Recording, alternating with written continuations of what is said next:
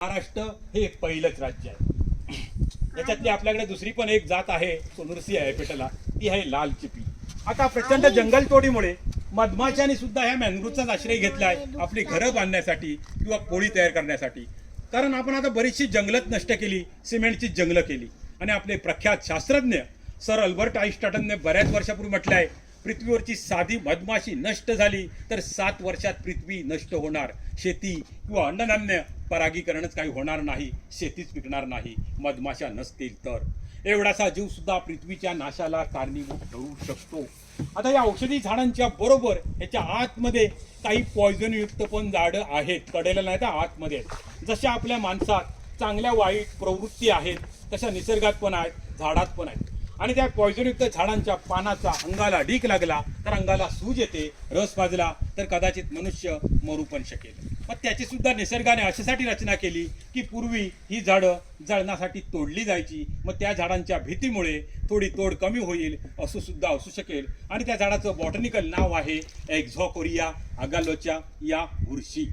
इथे ड्रॉसेरा किंवा घटपर्णीसारख्या कीटक भक्ष्य वनस्पतींचा पण आतमध्ये आढळ आहे. ॲमेझॉनच्या जंगलात आहेत तशा पानावर कीटक बसले की ते मेटून घेतात आणि त्यांना खाऊन टाकतात. ह्या मॅंग्रोव्ज बरोबर वाढणारं इथे खाऱ्या पाण्यातील 10 ते 15 प्रकारचे गवत आहे. त्यांना इथे हेडा असं म्हटलं जातं. ते दुधाळ जनावरांना सुद्धा सकस आहार म्हणून गवत, खाऱ्या पाण्यातील गवत वापरतात. आणि जगात वनस्पतीमध्ये गवताचंच कुटुंब मोठं आहे. 7000 प्रकारचे गवताचे प्रकार आहेत. हा बांबू सुद्धा एक गवतच आहे. ऊस हे सुद्धा आपलं गोड गवतच आहे. बांबू पासून किमान 1800 वस्तू तयार होतात. आणि हा मॅंग्रोव्ह हा मूळ शब्द आपला नाही आहे, तो मूळ शब्द आहे पोर्तुगीज. आणि त्याचा मराठी अर्थ होतो मंगल, दातृत्व, परोपकार, प्रेम, उदार. आणि या झाडांचं सुद्धा कर्तृत्व किंवा कार्य तसंच असल्यामुळे या झाडांना मॅंग्रोव्ह हे नाव देण्यात आलं. आणि मॅंग्रोव्हची पहिली नोंद 1678 सालात हार्टस मल्बॅरिकस नावाचं इंग्लिश पुस्तक आहे, त्याच्यात या झाडांची पहिली नोंद आहे. त्याच्यानंतर याचं रिसर्च किंवा अभ्यास होत गेले आणि वनस्पतींना जीव असतो हे आपल्या भारतीय शास्त्रज्ञानेच शोधून काढलंय, सर जगदीशचंद्र बोस. त्याच्या पूर्वीचे लोक वनस्पती म्हणजे निर्जीव, त्यांना काहीच समजत नाही, त्यांना सुख दुःख भावना समजत नाही असंच समजायचे. उदाहरणार्थ आपल्या घराच्या बाजूला फुलं किंवा फळं देणारी झाडं असली तर त्यांना जास्त फुलं किंवा फळं येतात. आपण पण रोज वनस्पतींना जाऊन भेटलं पाहिजे, त्यांच्याशी बोललं पाहिजे, त्यांच्यावर प्रेमाने हळूवार हात फिरवला पाहिजे. आता इथे मोठमोठ्या आंब्यांच्या बागामध्ये सुद्धा काही लोक साऊंड सिस्टीमचा वापर करतात.